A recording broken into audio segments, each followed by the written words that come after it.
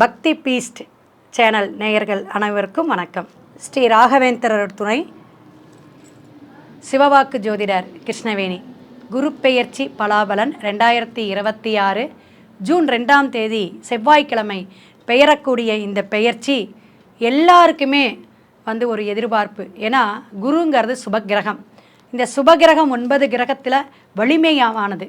குரு அப்படின்னாவே குழந்தை பாக்கியத்துக்கு உரிய புத்திரக்காரருடைய கிரகம்னு அர்த்தம். குரு தொழில், வருமானம், திருமணம், குழந்தை பாக்கியம் எல்லாத்தையும் கொடுக்கக்கூடிய ஒரு அருமையான கிரகம். இந்த வியாழன் நோக்கு அப்படிம்பாங்க. அப்பேற்பட்ட இந்த குரு பெயர்ச்சி ஒவ்வொரு வருடமும் அதிசாரமாகவும் அப்புறம் வக்கரகதியாக இப்படி மாறி வரக்கூடிய அமைப்பில் பக்கத்து கட்டம், அதாவது எந்த கட்டத்துக்கு பெயர்றாரோ அந்த கட்டத்துக்கு போவார். இப்போ பார்த்தீங்கன்னா காலசக்கரத்திற்கு 4ஆம் பாவகம் அப்படின்னு சொல்லக்கூடிய கடகத்திற்கு குரு பகவான் உச்சம் பெற்று அக்டோபர் 31ஆம் தேதி சிம்மத்துக்கு அதிசாரமாக போகக்கூடிய அமைப்பு. அப்புறமும் ஜனவரி 24 பார்த்தீங்கன்னா அந்த தேதியில் வக்கரகதியாக கடகத்துக்கு மீண்டும் ரிவர்ஸில் வரக்கூடிய காலகட்டங்கள். இப்படி குரு பெயர்ச்சி இந்த ஆண்டு 2 கட்டத்திலையும் பயணிக்கக்கூடிய அமைப்பில் மேச முதல் மீனம் வரை ஒவ்வொரு ராசிக்காரர்களுக்கும் என்னென்ன நல்ல விஷயங்கள் செய்ய போகிறாங்க, எப்படி நமக்கு இந்த குரு பலனை, இந்த குரு பலாபலனை நம்ம பயன்படுத்திக்கிறோம் அப்படிங்கிறத ஒவ்வொரு வீடியோவில் நம்ம தனித்தனியாக சொல்ல போகிறோம் பரிகாரத்துடன்.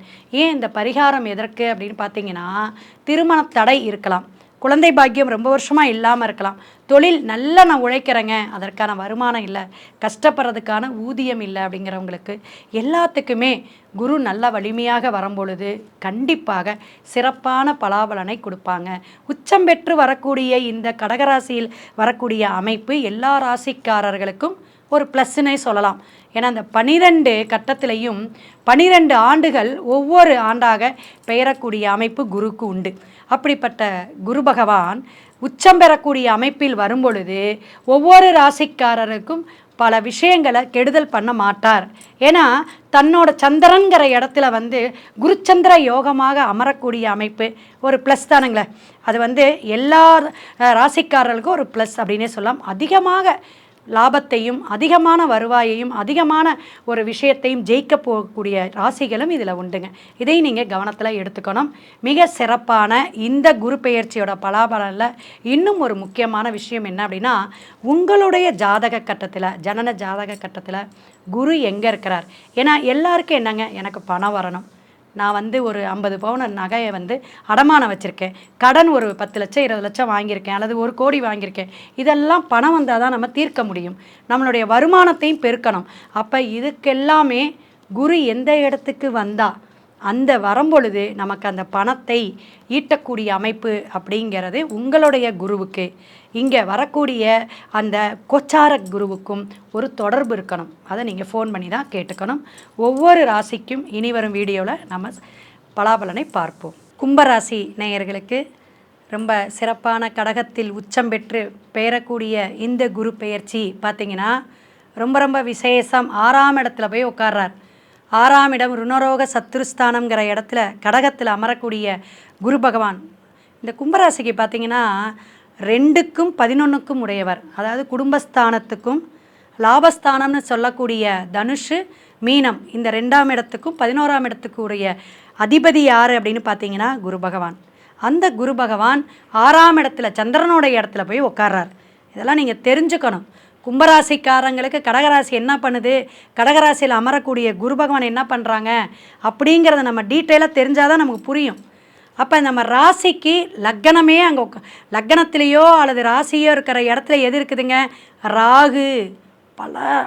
பல விஷயத்தில் தொழிலில் மாற்றம், பல விஷயத்தில் அலைச்சல், ரொம்ப ரொம்ப ட்ராவலுங்க. வெளிநாடு போனேன், அங்கே எனக்கு ஒன்றும் பிரச்சனையை ஏற்படுத்திருச்சு, நிறைய பேர் புலம்புறாங்க. 7.5 சனியோடைய தாக்கம். ஆனால் சனி பகவான் உங்களுடைய ஆட்சி பெற்ற வீடு தான், அது குடும்பஸ்தானங்கிற 2ஆம் இடத்துல இருக்கிறார். அந்த இடத்த சனி பகவான் அமர்ந்திருக்கக்கூடிய மீனத்தை அழகாக பார்க்குறாருங்க குரு பகவான். எங்கெங்க, கடகத்திலேருந்து பார்க்குறாரு. அப்போ 5ஆம் பார்வையாக உங்களுடைய 10ஆம் இடத்தை பார்க்குறார்.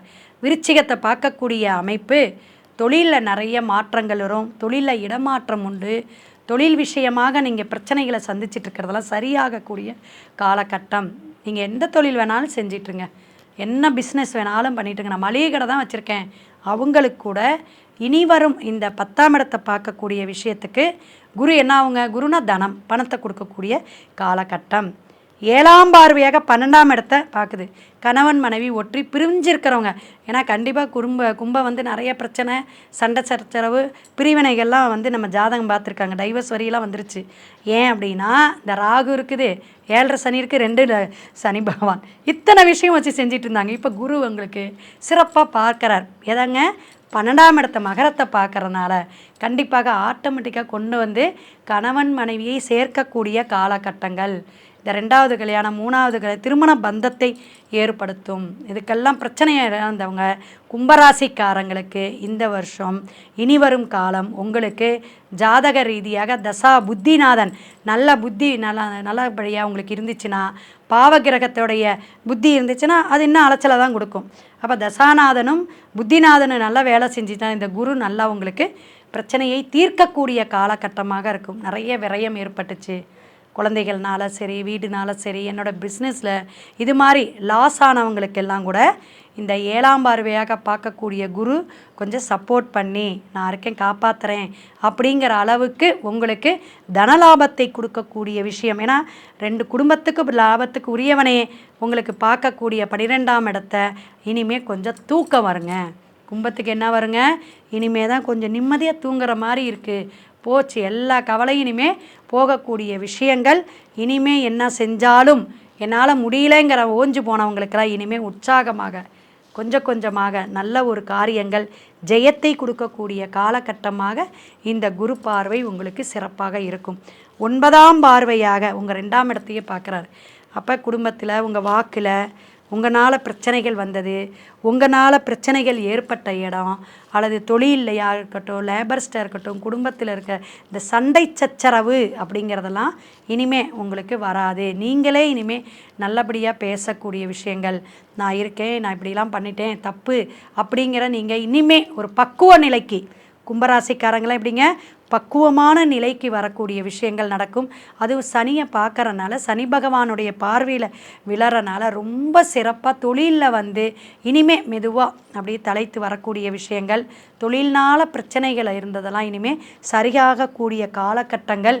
குடும்பத்தில் தன லாபம் உண்டு, குடும்ப வரவு உண்டு, கணவன் மனைவி ஒற்றுமையை கொடுக்கக்கூடிய காலகட்டங்கள். இதெல்லாம் பார்க்கும் பொழுது ஒரு 80% உங்களுக்கு நல்லாயிருக்கு.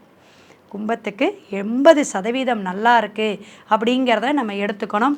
அப்போ இந்த பார்வைக்கு அவ்வளோ விசேஷமான ஒரு கோடி நன்மை அப்படிங்கிறதுல உங்களுக்கு குரு உங்களுக்கு ஒரு நல்ல சப்போர்ட்டை கொடுக்கக்கூடிய விஷயங்கள் நடந்தாலும், சில புதிய காரியங்களோ, புதிய முயற்சியோ, புதிய ஒரு தொழில் தொடங்குறதோ, ஒரு விஷயங்களை நான் எடுக்கிறேங்க, இனிமேல் என் பையன் இந்த நாட்டுக்கு போகலாமா, இந்த விஷயத்துக்கு போகலாமா, இப்போ ஒரு ஏன்னா ராகு இருக்கிறனால இந்த வெளிநாட்டு தொடர்பு, அதர் பாஷை பேசக்கூடியவங்க, இதெல்லாம் உங்களுக்கு வந்து நிறைய வந்து சப்போர்ட் வரும். இந்த முஸ்லீம் சார்ந்து இருக்கக்கூடிய துபாய் இது மாதிரி போகக்கூடிய ஒரு ஏற்பாடெல்லாம் இப்போ நடக்கலாம். வேலைக்கு தேடிக்கிட்டு இருக்கிறவங்களுக்கெல்லாம் கும்பத்துக்கு நடக்கும். அப்போ அதெல்லாம் நம்ம போனால் சக்ஸஸ் ஆகுமா, அங்கேயும் பிரச்சனை ஏற்படுமா? ஏன்னா இன்றைக்கி எல்லா நாட்டிலையுமே ஏதாவது பிரச்சனைகள் போயிட்டுருக்கு. ஏதாவது ஒரு விஷயங்கள் திடீர்னு ஒரு மாற்றத்தை சேஞ்சை கொடுத்துட்ருக்காங்க. அதெல்லாம் நம்ம இப்போ கேஸ் ப்ராப்ளம் இருக்குது, அதே போல் ஒரு ட்ரெயினில் வந்து ஒரு போக்குவரத்தில் இருக்குது, நிறையா வந்து நம்ம பார்த்துட்ருக்கோம். இப்போ இந்த எலெக்ஷன் பீரியடில் எவ்வளவு வந்து பிரச்சனைகளை சந்தித்தோம். இது மாதிரி எந்த விஷயம் எப்போ விஸ்வரூபம் எடுக்குதுன்னே தெரியல.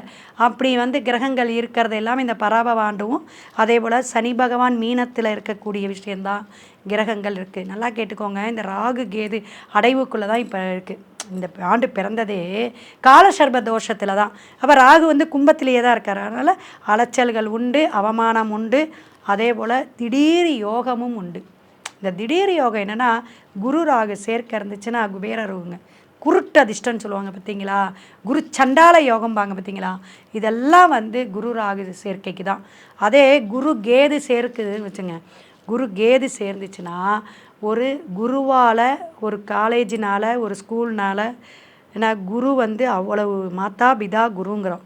அந்த தெய்வத்தை கூட கடைசியாக ஏன் வைக்கிறோன்னா, இவங்கெல்லாம் உங்களுக்கு தெய்வம் கொடுத்தவங்க, நம்ம கண்ணுக்கு நேராக இருக்கக்கூடியவங்கன்னு அர்த்தம். குருங்கிறவர் யாருங்க? நம்ம கண்ணுக்கு நேராக இருக்கக்கூடியவர், நம்மளை வழிநடத்தி நமக்கு ஒரு ஞான மார்க்கத்தை கொடுக்கக்கூடியவர், நமக்கு அறிவை புகட்டக்கூடியவர்னு அர்த்தம் வாத்தியார். இதை மாதிரி நம்ம சொல்கிறது எதுனா அவங்கள தானே குருவாக சொல்கிறோம். ஒரு பெரியவங்களை சொல்கிறோம், ஒரு ஆசானை சொல்கிறோம், ஒரு ஆச்சாரியாரை சொல்கிறோம், ஒரு சித்தரை சொல்கிறோம், ஒரு ஜீவ சமாதி அடைஞ்சவங்களை சொல்கிறோம். அதே வேறு என்ன சொல்கிறோம் அப்படின்னா நம்மளுடைய முதியோர்களாக இருக்கிறவங்களையும் சொல்கிறோம், பிராமணரையும் குருவாக நம்ம சொல்கிறோம். அப்போ அந்த குரு அந்தஸ்து, அதனால தான் குரு நம்ம போதிக்கக்கூடியவர்களை மட்டும் சொல்லணும் அப்படிங்கிறதுலாம் கிடையாது. பெரியவங்களையே நம்ம என்ன செய்யணும், குருவாக மதித்து, நம்மளுடைய நட்பையே கூட ஒரு குருவாக மதித்து நம்ம அவங்களுடைய ஆலோசனை கேட்டு நல்ல நட்பு கிடைக்கிறதுலாம் ரொம்ப கஷ்டங்க. எப்படி நல்ல கணவன் மனைவி அமையிறது கஷ்டமோ இந்த காலகட்டத்தில், ஏன்னா சுயநலம் அப்படிங்கிறதெல்லாம் இந்த கலியுகத்தில் ரொம்ப மோசமாக போயிடுச்சு. பொது நலமெல்லாம் ரொம்ப மோசம். அதே மாதிரி சோஷியல் அப்படிங்கிற விஷயத்தில் உள்ளார பணம் சம்பாதிக்கிறதுக்கோ புகழ் சம்பாதிக்கிறதுக்கு மட்டும்தான் நோக்கமாக போயிட்டுருக்குன்னு எல்லாருக்குமே தெரிஞ்சது. எல்லாம் வெளியே சொல்கிறதுனால தப்பே கிடையாது.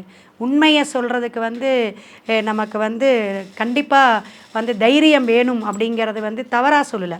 அப்போ இதெல்லாம் நமக்கு உடைய மனத்துக்கான விஷயம். நம்ம செய்யக்கூடிய பாவத்துக்காக தான் நம்ம என்ன செய்கிறோம், தர்மத்தை செய், தானத்தை செய், அப்புறமே கடவுளை போய் கும்பிடுன்னெல்லாம் சொல்லி நம்ம டைவர்ட் பண்ணிகிட்டு இருக்கோம்.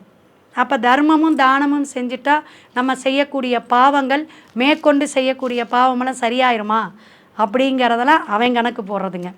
அதனால் கும்பத்தில் வரக்கூடிய இந்த குரு காப்பாற்றக்கூடிய அமைப்பு உங்கள் குடும்பத்தை காப்பாற்றும். 2ஆம் இடத்தை பார்க்கக்கூடிய அமைப்பு, நல்ல ஒரு வளர்ச்சியை தனத்தை கொடுக்கக்கூடியது. நீங்கள் எந்த அளவுக்கு உழைக்கிறீங்களோ அந்த அளவுக்கு ஊதியத்தை கொடுக்கக்கூடிய, தனலாபத்தை கொடுக்கக்கூடிய அமைப்பு உண்டு. 10ஆம் இடத்தை பார்க்கறனால வியாபாரம் தொழில் சார்ந்த மாற்றங்கள் உண்டு. அதை நீங்கள் நல்லபடியாக மாற்றிக்கணும். இத்தனை விஷயங்கள் இருக்கும் பொழுதும் இன்னும் சில தடைகள்லாம் இருக்குன்னா உங்களுடைய ஜாதக கட்டத்தில் இருக்கிற கிரக கோளாறுன்னு அர்த்தம். கிரகத்துடைய நிலைப்பாடு சரியில்லை அப்படின்னு அர்த்தம். அதெல்லாம் நீங்கள் தான் பார்த்து சரி பண்ணிக்கணும். அப்போ கும்பராசிக்காரங்க ஷேர் மார்க்கெட்டிங், இது மாதிரி குருட்டதிர்ஷ்டம் வருமா, இது மாதிரி நம்ம லாபத்தை சீக்கிரம் சம்பாதிக்கலாமா அப்படிங்கிறத கணக்கெல்லாம் இந்த ஆண்டு நீங்கள் கொஞ்சம் குறைச்சிக்கணும். அபிலாசையை குறைச்சிக்கணும். அந்தஸ்தை உயர்த்தணும் அப்படின்னா அதற்கான காலகட்டங்கள் பொறுத்திருந்து பார்க்கணும். அதே போல் பொருத்தம் பார்த்து தான் திருமணம் நடத்தணும். இதெல்லாம் கும்பராசிக்கு கவனத்தில் எடுத்துக்குங்க. லவ் பண்ணிகிட்ருக்கிறவங்க கூட ஒரு சிலருக்கு பிரேக்கு கூட ஆகக்கூடிய அமைப்பு உண்டு. இந்த ராகு இந்த வேலையெல்லாம் பண்ணிடுவார். ஒரு ஆசையை கட்டி, இந்த ஒரு படத்தில் காமிப்பான், ஒருத்தன் பைக்கில் வரும்போது லவ் பண்ணிகிட்டு இருப்பாங்க, இன்னொருத்தர் காரில் வரும்போது டாட்டா காமிச்சிட்டு போயிடுவாங்க. அந்த மாதிரி டாட்டா காமிச்சிட்டு போகக்கூடிய காலகட்டமெல்லாம் கும்பராசிக்கு நடக்கும். ஏன்னா அந்தஸ்து, அழகு, ஒரு எதிர்பார்ப்போடு நடக்கக்கூடிய காலகட்டங்கள்லாம் இப்போ கலியுகத்தில் தான் போயிட்டுருக்கு. ஸோ இதெல்லாம் நீங்கள் கவனத்தில் எடுத்துக்கிட்டு நம்மளுடைய கிரக கோளாறு எது இருந்தாலும் இறைவனை நம்ம வழிபாடு எடுக்கணும். நமக்குன்னு ஒரு நல்ல திட்டத்தை, நமக்குன்னு ஒரு நல்ல எண்ணத்தையும் குணத்தையும் வளர்த்துக்கணும். கும்பராசி நேயர்கள் குணத்தை வளர்த்து நல்ல விஷயங்கள்லாம், அந்த பகவத்கீதையெல்லாம் நம்ம கும்பராசிக்காரங்களாம் கையில் வச்சுக்கணும். ஏன்னா அந்த சனி பகவான் தாக்கத்துக்காக இல்லை, சில சூட்சுமமான விஷயங்கள் நமக்கு சொல்கிறது புத்தகத்திலே உண்டு. நிறைய நான் சொல்லுவேன், நீங்கள் திருக்குறளை வச்சுக்கோங்க அப்படிம்பேன். ஏன் அப்படின்னா இந்த அவமானம், கெட்ட பேர், இந்த திருனா என்னங்க, உயர் திரு எதுக்கு போகிறோம், திருவாளர் எதுக்கு போகிறோம், திருன்னு எதுக்கு போகிறோம் அப்படின்னா சூரியனுடைய ஆதிக்கத்துக்காக. அந்த சூரியன் ஒரு பிரபலியம்னு அர்த்தம், வெளிச்சம்னு அர்த்தம், மக்களிடையே கொண்டு போய் நம்மளை அப்படியே மேடையில் நிறுத்துறதுன்னு அர்த்தம். இதெல்லாம் கும்பம்னா என்னதுங்க, கலசம், உயர்வு, அந்தஸ்து, இதெல்லாம் கோட்டை கட்டிக்கிட்டே இருக்கக்கூடாது. அதற்கான படிப்படியான உயர்வை நம்ம தான் தேடணும். அப்போ தேடுறதுக்கு நம்பிக்கையாக ஜாதகம் பார்க்கணும். எந்த காலகட்டம் நமக்கு வருதோ அதை நீங்கள் பயன்படுத்திக்கணும். தசாபுத்தியை நல்லா பார்த்துக்கணும். நவாம்ச கட்டத்தை 40 வயசுக்கு மேலே நவாம்சத்தை பாரு. எதுக்கு சொல்கிறோம், 2 கட்டமும் தான் நம்ம பார்க்கணும். இதெல்லாம் நிறைய விஷயங்கள் இருக்குது.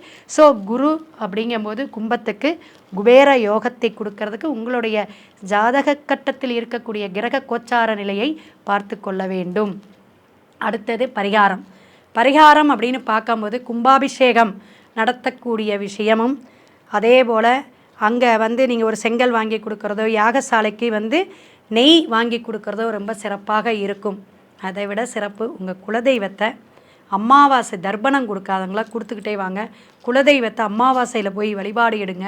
சனி தாக்கமும் நீங்கும், குருவருளும் உங்களுக்கு கிடைக்கும்.